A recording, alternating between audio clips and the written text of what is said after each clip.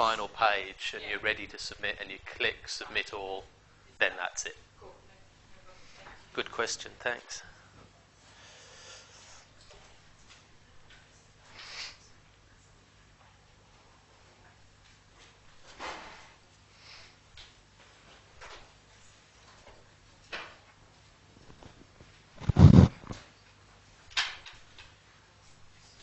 Any other questions?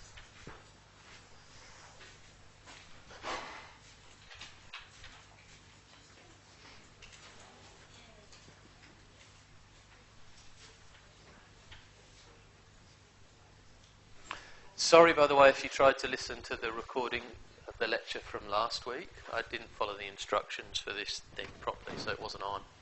So when I listen to it, it's like you can hear me when I'm over here, and then as I sort of wander around here, you can't hear me anymore. It's a bit annoying.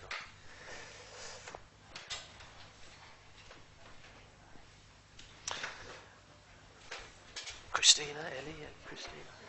We've decided to do the thing next week, the tutorials next week, but I think because of the thing about assessment, the first assignment that you mentioned. All right, let's start. So, today, just to remind you what we did last time, I talked a little bit about what critical thinking is and gave you the definition of argument that we'll be working with in this unit. Argument is, I've just got the Monty Python definition in my head now. An argument is a connected series of statements to establish a definite proposition. An argument is an attempt to justify a claim by giving reasons for it. And we looked a little bit at the end about how to write out arguments in a kind of standardized form when you list the premises followed by the conclusion. That's mostly what the first assignment is about, identifying arguments and putting them into standard form. Today we're going to start looking at some basic ideas in argument evaluation. So basic ideas about what makes an argument a good argument or a successful argument. We'll talk about two separate criteria for evaluating arguments: truth of premises and support. I'll talk a bit about both of them together, then each of them in turn a little bit. Then we'll look at we'll look at support in a little more detail, and we'll see that there are two basic fundamental kinds of support: deductive support and what's sometimes called inductive support. So, if an argument is an attempt to justify a claim by giving reasons, then a successful argument is one that succeeds in doing that, which really does give you a good reason to believe that the conclusion's true. So, various terms are used to label arguments that do their job in that sense, that are successful in that sense. You might come across terms like cogent argument, sound argument. You might even come across valid argument used for that. We'll use valid in a slightly different way. There's absolutely nothing wrong with just saying good argument. A good argument is, one that really does give you a reason to believe the conclusion. So I'll typically use good or successful to mean an argument that does its job, which really does provide you with a good reason for accepting a conclusion.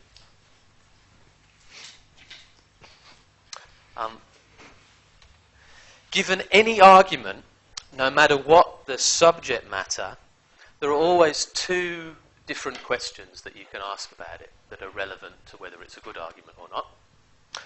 One question is whether the premises of the argument, remember that's the reasons given in support of the conclusion, whether the premises are true or not. You can always ask that question. That's a good question to ask about an argument. The other question is whether the premises support the conclusion. And what I mean by that is this. Support is a technical term as I'm going to use it. Um, to say that the premises of an argument support a conclusion is to make a conditional claim. Certainly doesn't mean the conclusion's true. What it means is this. It means if the premises were all true, if, that would give you a good reason to accept the conclusion. That doesn't mean the premises are true, right? It just means if they were, you'd have a good reason to accept the conclusion. Right? So that's what I mean by support. It's a conditional concept. If the premises were true, it'd give you a good reason to believe that the conclusion was true.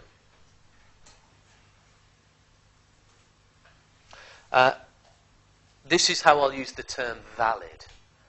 I'll describe an argument as valid if it satisfies that condition, if the premises support the conclusion in that conditional sense.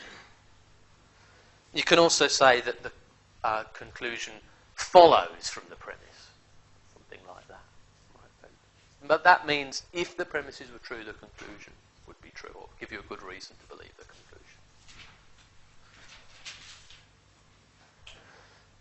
Sometimes people use this term, valid, just for a special kind of support, deductive support, which I'll talk about a bit later. I'm not going to use it in that way. If I want to disambiguate, I'll say deductively valid rather than inductively valid. But if I just say valid, I just mean the premises support the conclusion in this conditional sense. I'm going to show you some examples, but let me just pause to see if there are any questions or comments at this point. As usual, if you have a question or comment at any point, just put your hand up. I'm happy to be interrupted.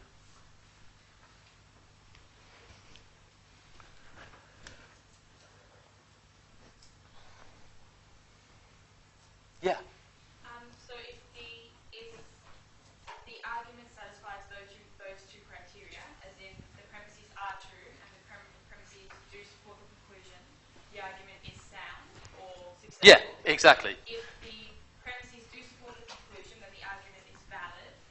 Yeah, that's just terminology. Yeah, and is there another term that for when the premises are true? But don't necessarily support the conclusion. Yeah. No, there isn't, as far as I know. Right. There should be, shouldn't there? But I don't think there is. Do you know of one? No. Yeah, so on the next slide I had exactly what you just said. If an argument satisfies both of those conditions, then it's successful or sound. Right? Yeah. Because look at the conditions. The conditions say, if the premises are all true, that gives you a good reason for accepting the conclusion. And then the second condition says, and the premises are all true. Right? If both of those things obtain, then obviously the argument succeeds. The argument really does give you a good reason for thinking the conclusion is true.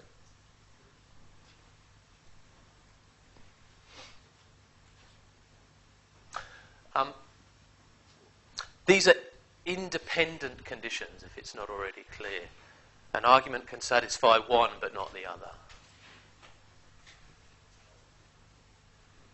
An argument can satisfy neither. Let's look at some examples. This is an example, simple example, of an argument where the premises do support the conclusion in this conditional sense. Whoever the murderer is, they must be left-handed. There's a premise. Suppose you've got some reason to think that. I don't know, you see you're a detective investigating a murder, right? Some clever deduction you make about the way the blood is splashed on the walls or something, you can work out that the murderer must have been left-handed. One of your suspects, Miss Green, you know, is not left-handed. So, conclusion, she can't be the murderer, right? You can rule her out. Clearly, if your premises are true, if you're right, that the murderer must be left-handed and Miss Green isn't left-handed, then it follows that Miss Green can't be the murderer. Right? So the premises do support the conclusion in this conditional sense. But that doesn't mean the premises are necessarily true, right? You might be wrong. Perhaps you're wrong in thinking that the murderer must be left-handed. Perhaps you're wrong in thinking that Miss Green is not left-handed. Perhaps you just asked her and she said, No, I'm not left-handed, I'm right-handed. Right? Well, she could be lying. So the premises might not be true. But if they're true, it's pretty easy, I think, to see. Conclusion must be true. So the premises do support the conclusion. This is a valid argument. Conclusion follows. Is everyone convinced that it's valid? You can see why the premises support the conclusion. I can try and explain that a bit more if you like, but I'll just move on if you're kind of happy with it. Okay. I'll move on. Now consider this argument, which makes the same point. This is also a valid argument. All tigers are mammals, and all mammals are carnivores, therefore all tigers are carnivores. Again, in this argument, the premises support the conclusion. Right? If they were true, the conclusion would be true. But this time, you ought to be able to tell straight away that not all the premises are true, right? One of the premises is false. Which one is false? Yeah, not all mammals are carnivores. Second premise isn't true.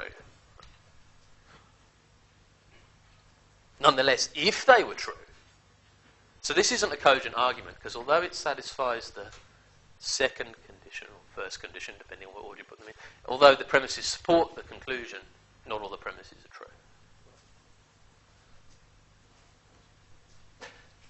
Notice the conclusion is true. Tigers are carnivores, right? What this shows is something I'll try and emphasize again and again. You can have a bad argument, an unsuccessful argument, for a true conclusion. This is very, very important. So I'll say it again. You can have a bad argument for a true conclusion. Let me say the same thing in a different way. Just because the conclusion is true, that doesn't mean the argument is a good one. That seems like it should be kind of obvious, but in fact it turns out to be quite difficult for people to apply that principle in practice. What people tend to do when they're evaluating arguments is look at the conclusion and ask themselves this question. Does that conclusion seem true or plausible to me? And if it does, then you're kind of satisfied. And, okay, it must be an okay argument. Right. But that's a serious mistake. You'd be making a serious mistake if you thought this argument was a good one just because the conclusion was true.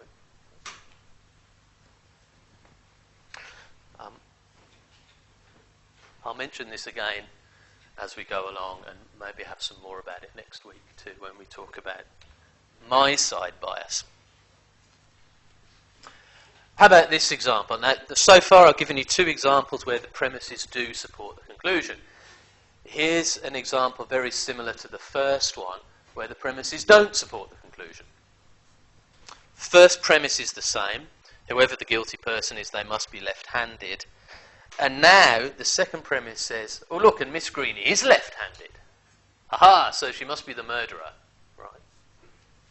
But you see why this doesn't follow? Even if the premises were true, the conclusion isn't necessarily true. Can anyone explain it? Why don't the premises support the conclusion in this case? Yeah, go ahead. Well, the murderer has to be left-handed, but that doesn't mean that everybody's left-handed is the murderer. Yeah, were you going to say the same thing? Yeah. Of course, there are billions of left-handed people in the world, right? They can't all be the murderer. So just because Green is left-handed, that doesn't mean she's the murderer.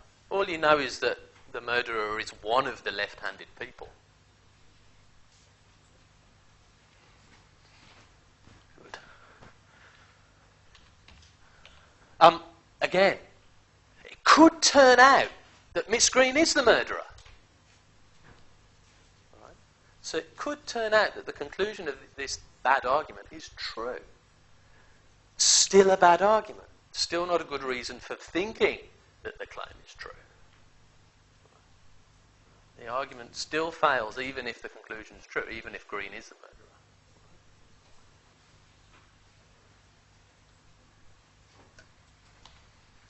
Finally, here's an example of an argument simplest one I could think of, that satisfies both conditions. So this is a fully cogent or successful or good argument. All birds lay eggs. That's true. I'm just waiting for any biologists or botanists in here to refute me. Okay, good. All birds lay eggs, that's true. Penguins are birds, also true. Conclusion, penguins lay eggs. This argument is both valid if the premises were true. Conclusion would have to follow. Conclusion would also be true. And as it happens, premises are all true. So it's a cogent argument.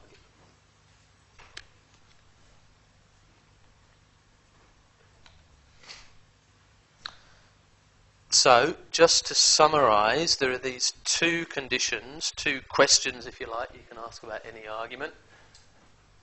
In a cogent, successful argument, the premises support the conclusion in this conditional sense. That if the premises were true, they would give you a good reason to accept the conclusion.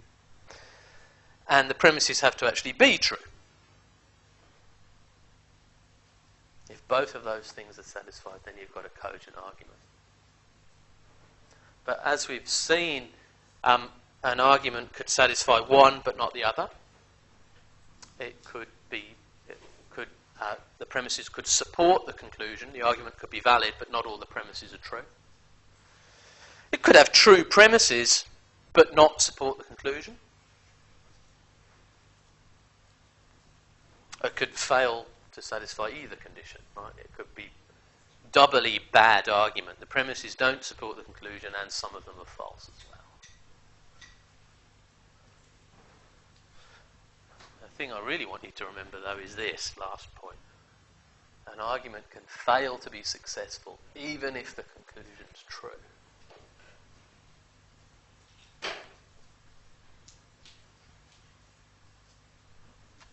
Okay. I made up a little analogy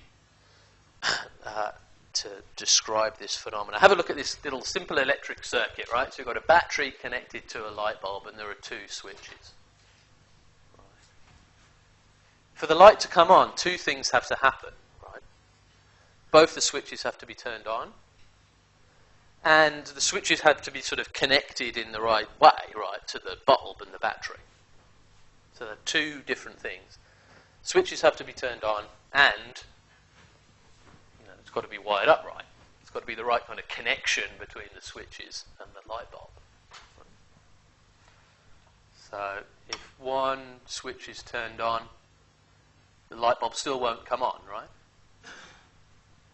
Given the way these switches are connected. Because this one's still off, so the circuit's broken here. So I need to turn both of them on, and then the light bulb comes on. But even having both switches on isn't enough, right? Because if I kind of break the circuit so they're not connected up right, then the light bulb won't go on. Right? So two things have to happen. Switches have to be all turned on and the switches have to be connected to the bulb in the right way. So do you get the metaphor in this analogy? The light bulb is like the conclusion being true, or the light bulb is the conclusion and it turning on is like it being true. And the switches represent the premises of your argument. The switches being on corresponds to the premises being true. So, for the conclusion to be true, two things have to happen. The premises have to be true, the switches have to be all turned on, and, this is the support part, the switches have to be connected to the light bulb in the right way. The premises have to be connected to the conclusion in the right way.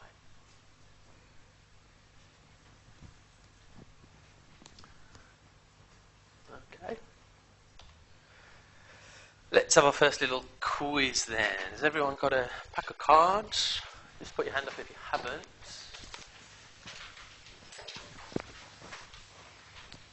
Thank you.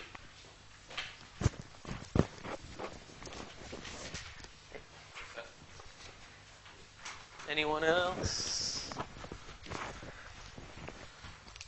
You just pass that behind you, thanks.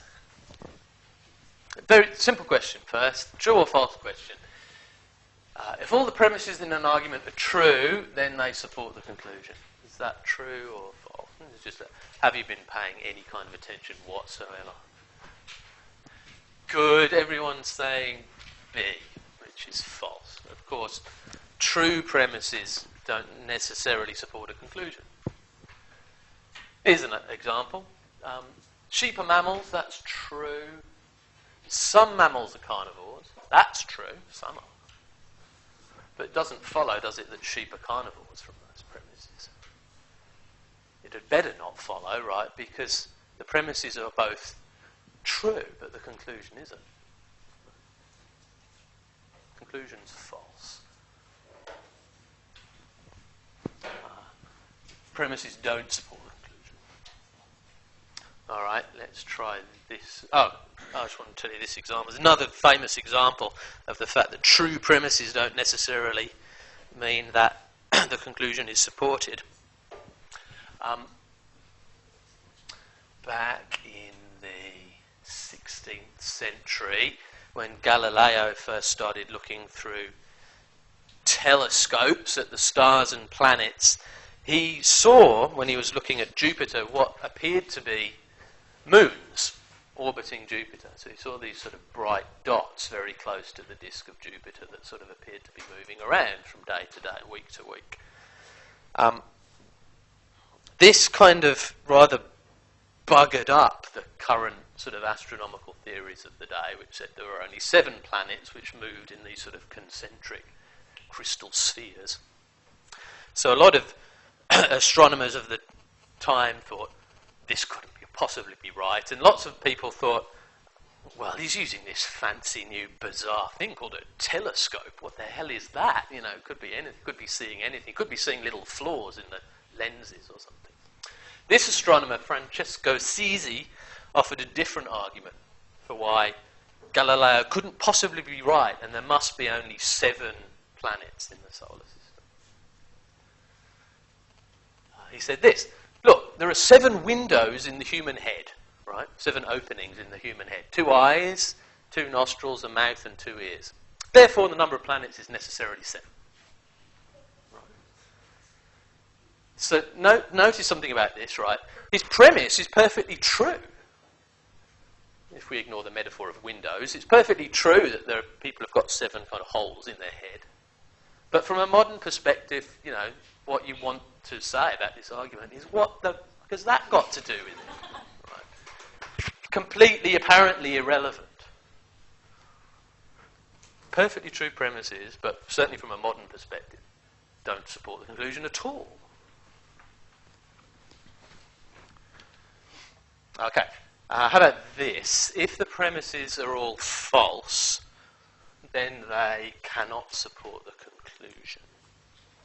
I'll just give you 30 seconds to think about that, and then I'll get you all to hold the cards up at once. So don't hold them up yet.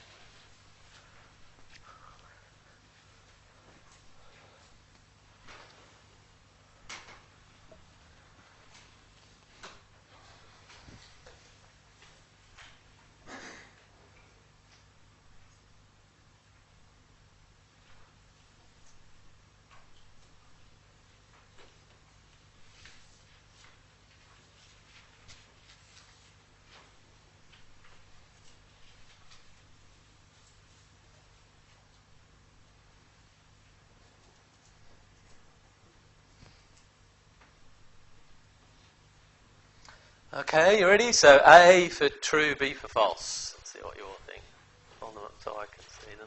Some people are not sure.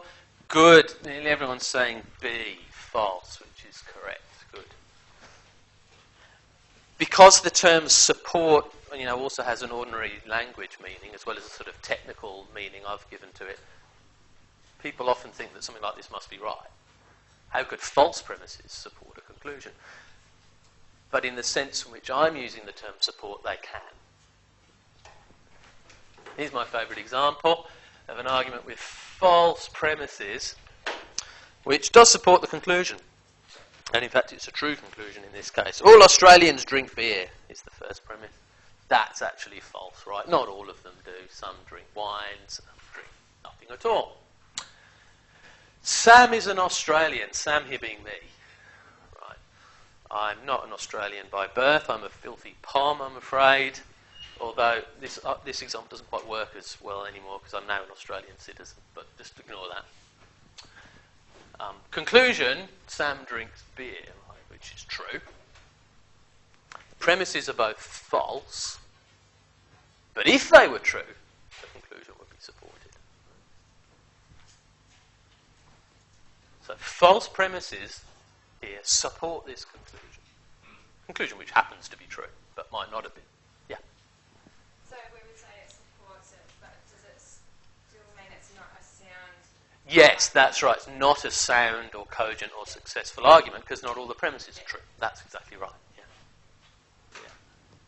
So for this kind of reason, support is not an ideal word because it suggests it's kind of a bit ambiguous, right? You just got to remember that I'm using it in this special kind of technical sense to mean valid, in effect. Yeah. Entail, yeah, that's a pretty good word. Yeah. Implies, you could say. Conclusion follows is another locution that I'll use sometimes.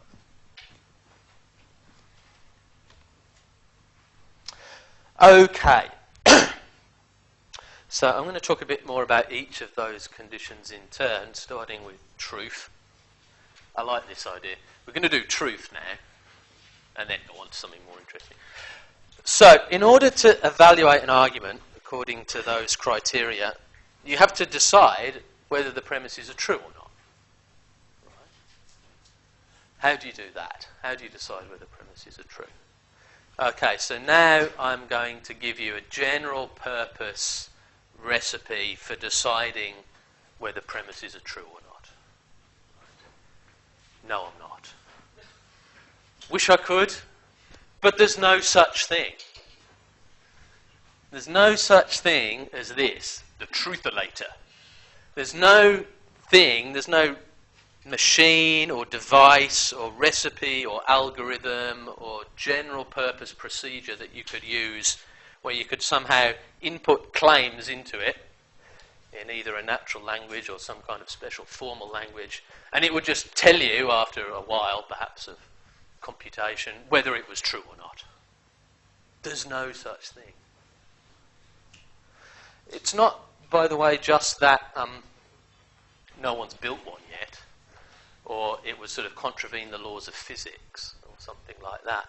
It's in principle, logically, mathematically impossible that such a machine would exist, except in certain very, very, very narrow domains.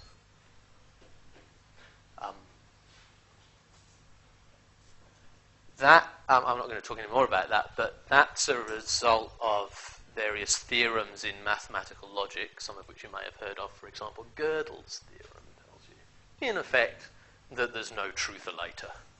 That's not how Gödel put it, of course, but that's the import of his theorem. So, no general purpose thing I can tell you. Here's how to tell whether things are true, right? If I could do that, we wouldn't need this course, really, would we? We wouldn't need arguments at all. We just put the conclusion in, and it would tell you whether it was true or false. So instead, what we do is we can do a bit better, though, than just saying, well, just go out and find out whether it's true or not.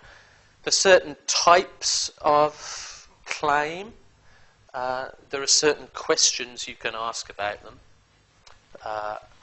which can help decide whether they're true or false. One reason you might have for accepting a premise as in an argument as true is that it comes from some kind of expert authority, or perhaps a witness. Witness testimony in the law is actually the kind of gold standard criterion for truth. Of course, witnesses and experts aren't infallible and are sometimes unreliable, sometimes contradictory. If you remember the little piece about how to get babies to sleep that I mentioned last time. So you need some criteria for deciding whether you should believe a source or not. And that's something we're going to talk about in more detail in, I can't remember exactly when, week 5 or 6. How to evaluate sources, experts or witnesses. You might come across a premise that's kind of beyond reasonable doubt or common knowledge. We've seen a few examples of that already, right? When I had those kind of tigers are mammals, tigers are carnivores, that kind of thing. Right? Beyond reasonable doubt, common knowledge, that. You could accept a premise as true if it's like that.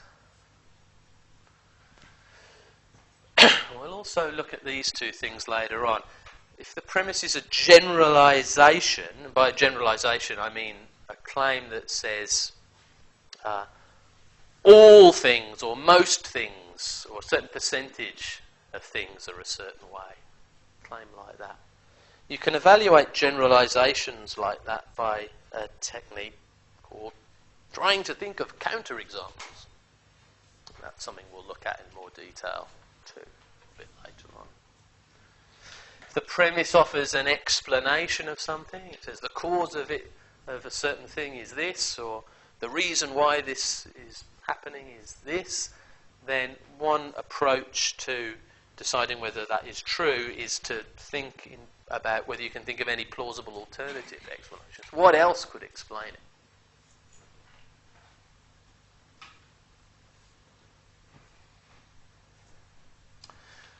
Of course, you will come across arguments which have premises where none of those questions really help, and so you end up just not knowing. You don't know whether the premise is true or not. No idea.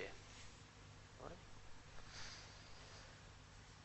That is a fact of life. You'll come across arguments with premises where you don't know whether they're true or false. That means you can't fully evaluate the argument. You don't know whether it's a cogent argument or not, because you don't know whether the premises are true or not. But you can still then ask the other question, well, suppose these premises were true, would that give me a good reason for believing the conclusion? In other words, you can see whether the premises support the conclusion. Suppose the answer to that question is, oh, look, no, they don't. Even if those premises were true, conclusion wouldn't be supported. Then it kind of doesn't matter anymore for the purposes of argument evaluation whether the premises are true. You know the argument can't be fully cogent, right? Because the premises don't support the conclusion. So it's still useful to do that. We will be spending probably 75% of this unit looks at this question of support, how you can tell whether premises support a conclusion or not. Because that's the thing that you can do without knowing whether the premises are true or not, which is really useful.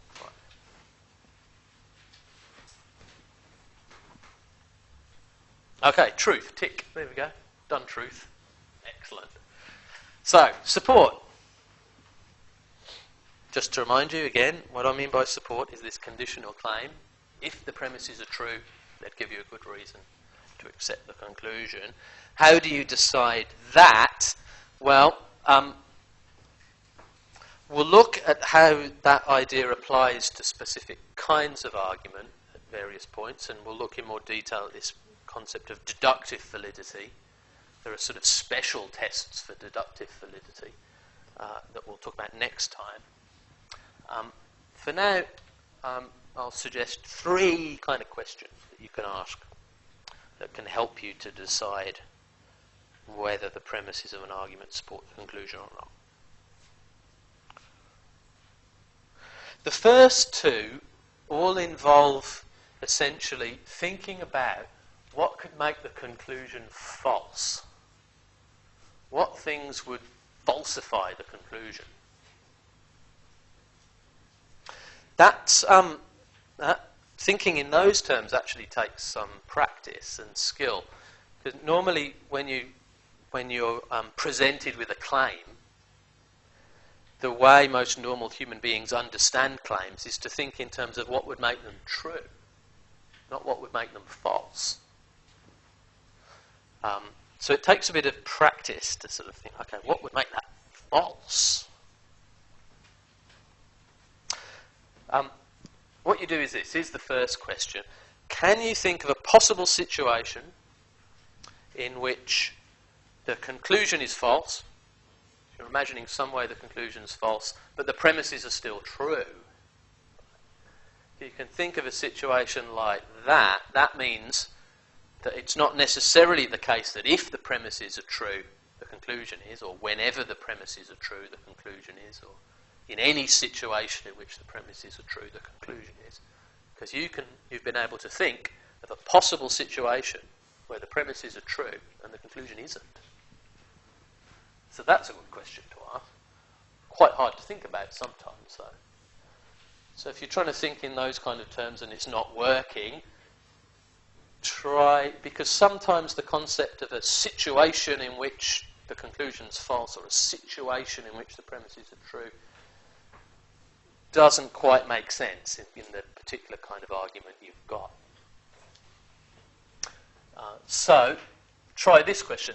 Second question is essentially doing the same thing, but it's phrased a different way, and so you might find it more helpful in some arguments to think like this.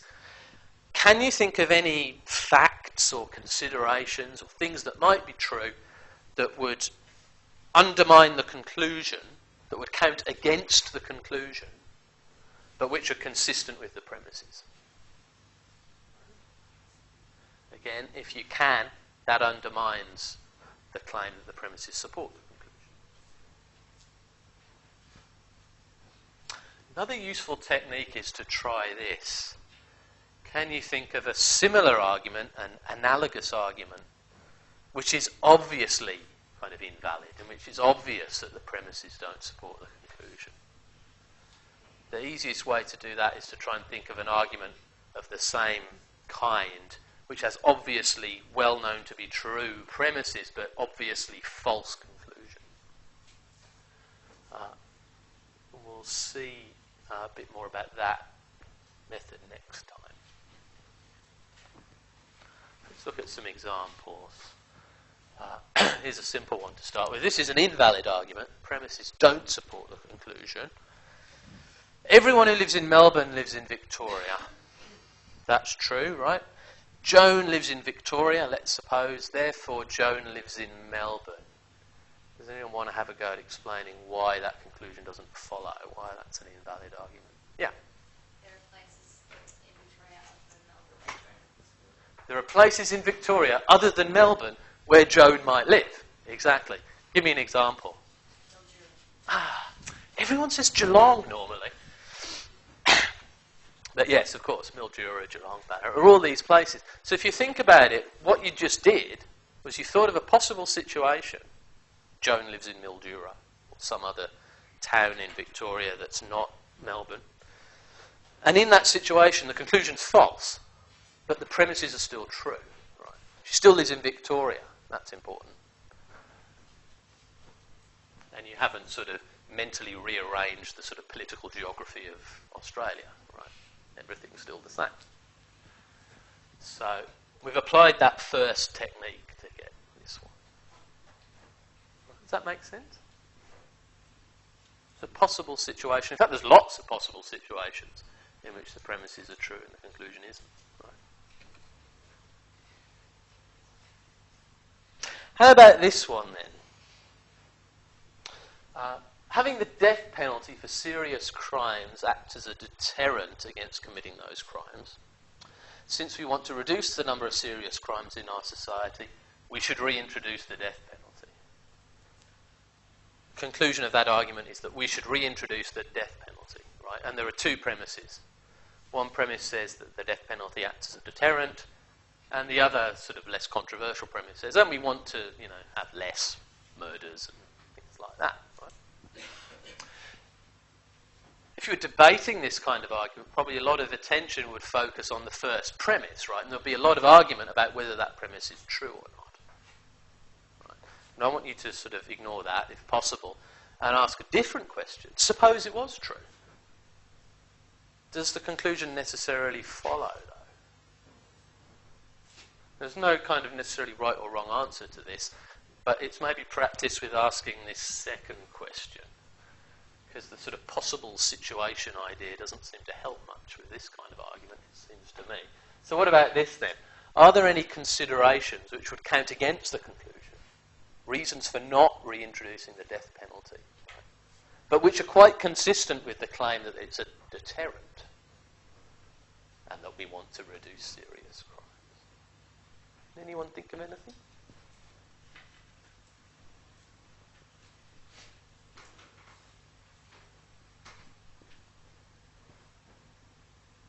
Would it be something like along the lines of sometimes we get it wrong and Yeah, right. people didn't necessarily commit the crime? Good, yeah, that's the one I would have thought of too. A consideration that counts against the conclusion is, look, no matter how good your legal system, sometimes you might execute an innocent person. And you might, so that's a bad thing, presumably, everyone can agree. Perfectly consistent with the claim that it deters people.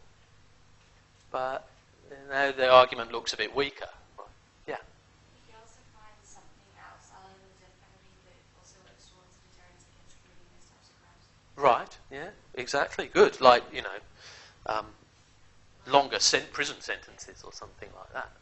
Yeah, good. Excellent.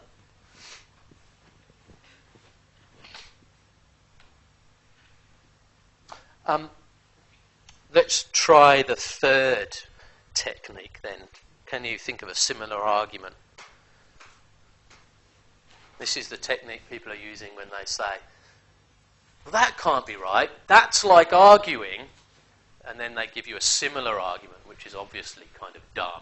And you're supposed to think, because that second argument is dumb, and it's relevantly similar to the argument that's just been given, the first argument can't be right. So look at this example. Lions are carnivores, and sheep are not lions, so sheep are not carnivores. Conclusion's true, right?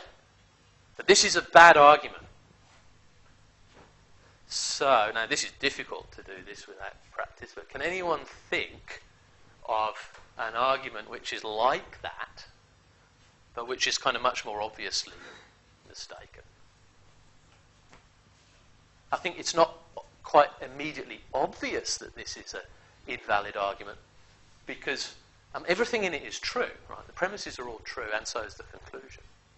So it leaves people with this sort of vague feeling of, oh, it must be okay. Yeah? Australia is in the southern hemisphere. Yeah. New Zealand is not Australia. Hey, that's good, isn't it? Australia is in the southern hemisphere. New Zealand is not Australia. Therefore, New Zealand is not in the southern hemisphere. Yeah, excellent. That works.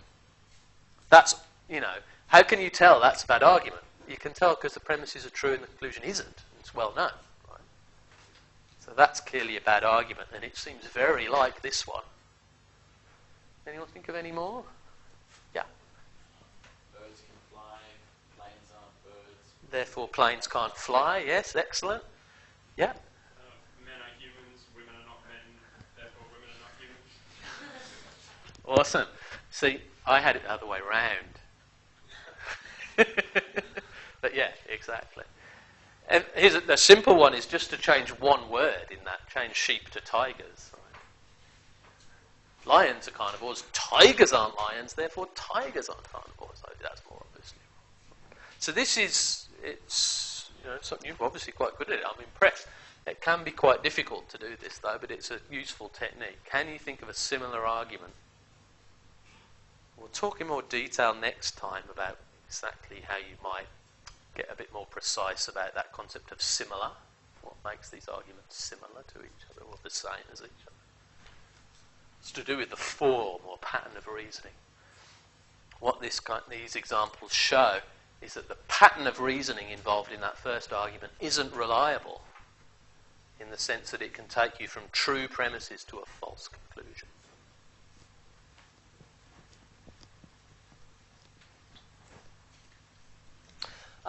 Let me just pause for comments or questions about that.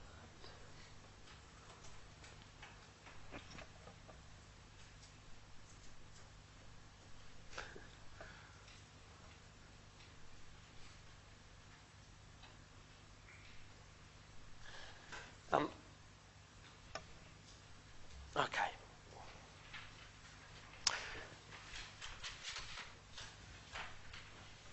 I want to now briefly mention that there are two types of support. I think, all the examples that we've seen so far, where the premises support the conclusion have been examples of a special kind. Examples where the premises support the conclusion deductively, or the argument's deductively valid. So in all these examples, they all have the same characteristic, which is this. If the premises in those arguments are true, the conclusion must be true, couldn't be false. There's no way, no possible situation at all in which the premises are true and the conclusion's false. All right? So that's how we'll define deductively valid. It's the sort of, if you like, this is the strongest way in which premises can support a conclusion. If the premises are true, that rules out any possibility whatsoever that the conclusion isn't true. That's like maximal support that premises can provide for a conclusion.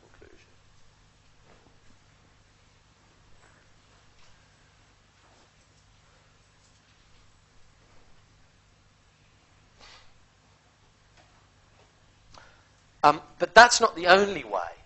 That's not how we defined support, right? When I defined support, I said, if the premises are true, they give you a good reason for believing the conclusion. Obviously, if the premises support the conclusion in that sense, that gives you a pretty damn good reason for believing the conclusion if the premises are true. But it's not the only kind of good reason that premises could give to a conclusion. A bit conscious of time, but I think we've got time for it. I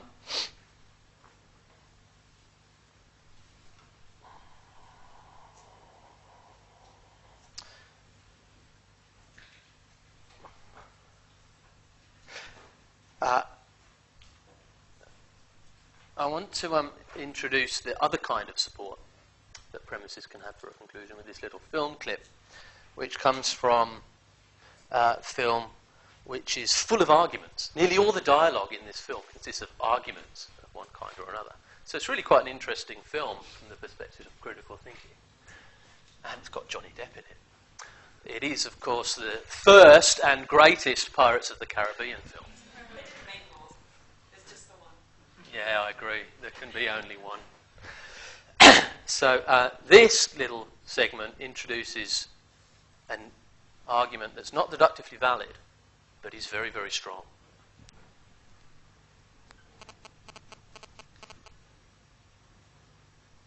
Not deductive.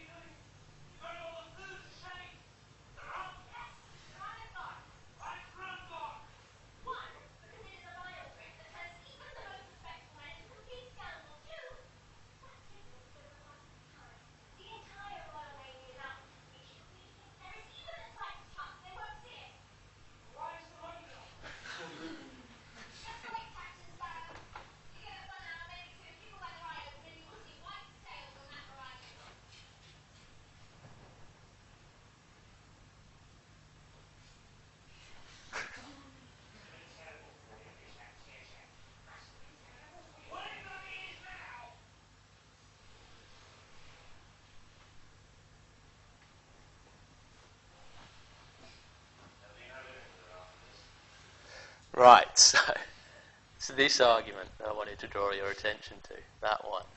Signals over 1,000 feet high. The entire Royal Navy's out looking for me, so they're going to find us. Right. This is not a deductively valid argument. It's possible that the Royal Navy don't find them, even if the premises are true. Right. But it's very unlikely. So in this kind of example, it seems like the premises do support the conclusion. If they were true, they give you good reason for believing the conclusion. But it's not deductively valid, right? Because it's possible that even though the premises are true, the conclusion isn't. So we can define an inductively valid argument to be one where the truth of the premises makes the conclusion very likely to be true. It doesn't rule out all possibility that it's false, but it makes it very likely. Okay, I'm going to leave it there. Before you go, however, there will be now a short announcement from Eliana Horn here, who is doing a master's, it's a master's? Or honours? Honours student in philosophy, and wants to talk to you a little bit about some research she'd like your help with. Well, I'm a terrible honesty. I'm very nervous, so I'm going to do something that I hate when people just make those read off the screen. So basically, by the time you guys get to university, there's this overwhelming expectation that you'll be able to comprehend and evaluate texts when they're presented to you. In fact, these skills are just perceived as so basic that you're expected to not only be able to do them, but actually that you hone them to quite a high level. But everything we know about critical thinking tells us it's actually not the case. That people's ability to evaluate and analyse, that is to identify the conclusion of or the reasons for an argument, are actually not that crash hot. And when you think about it, it's really no wonder. Critical thinking courses like this are pretty rare, and without explicitly practicing a skill like evaluation or analysis, I don't understand why universities would assume that we're good at it. It's just like, why would you assume that you're good at the violin if you've never practiced it before? So currently I'm doing my honours in philosophy here at Monash, and I'm basically trying to figure out whether there's something easier and a better way for philosophy students to understand and to be able to evaluate philosophical texts. I'm sure you've had the experience where you sort of go to read your assigned readings and finish it and realise that you've understood little to none of what you've just read. And I do that all the time still. But again, it's really no wonder because we've never been taught how to comprehend and analyse and evaluate texts that we're given. So basically, I'm going to come into your tutorials this week. I'm going to hand out a short set of questions for you guys to fill out for my research purposes. And it won't take long. You guys don't have to hand it in to me, but I'd really appreciate it if you did.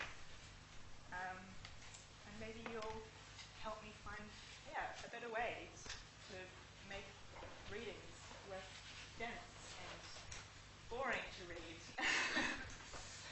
Cheers. Thanks, Ellen. So that will be happening in tutorials next week. Any will come in towards the end of the tutorial and be on opportunity to do a little test. 15, 20 minutes? Participation entirely voluntary and anonymous.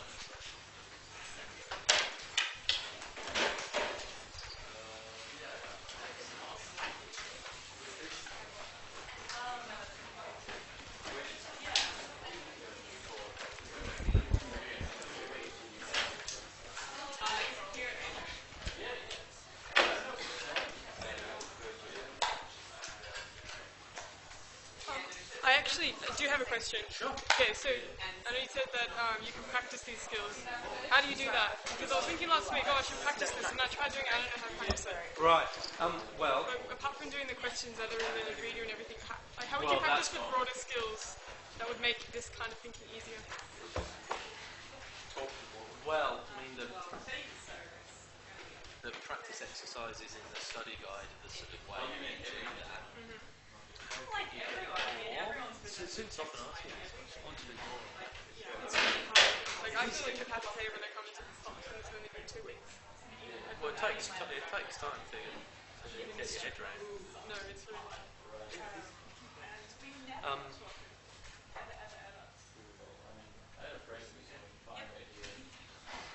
Like reading certain things, or... I see reading quite enough, right?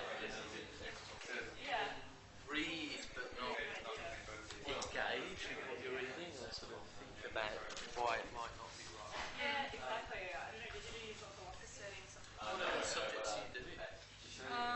History and anthropology, hopefully I'll major in them, and then lit and minor. So, I mean, so you will get extra practice in those subjects. You won't kind of explicitly put like that, but you'll have to read things, and you'll have to try and sort of engage with them in the sense of you'll be asked in sort of essays and assignments not to just reproduce it, but to say something perhaps a little bit critical about it, or My marks are actually not bad. Like, they're not bad. They're actually fairly good. So that's why I thought doing this would improve that. But I'm finding that I just don't get it, and it doesn't seem like it's gelling with the rest of the way I'm thinking. It's just kind of some tacked on thing that I just feel like I should learn, and it's not. I haven't figured out how to really like weave it in to how I'm gonna think.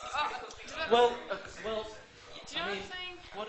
One thing I do is, once you start learning about this, as you're teaching, you start to become quite conscious of arguments everywhere.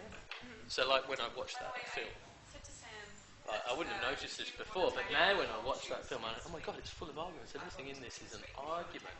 You probably wouldn't notice that, he says, why is the rum gone? What she gives him in response is an argument. Yeah. And she gives him an argument for thinking that the you're welcome to Navy will attend find while them. I'm teaching the first half. So just, once you become aware of it, start trying to notice them in film,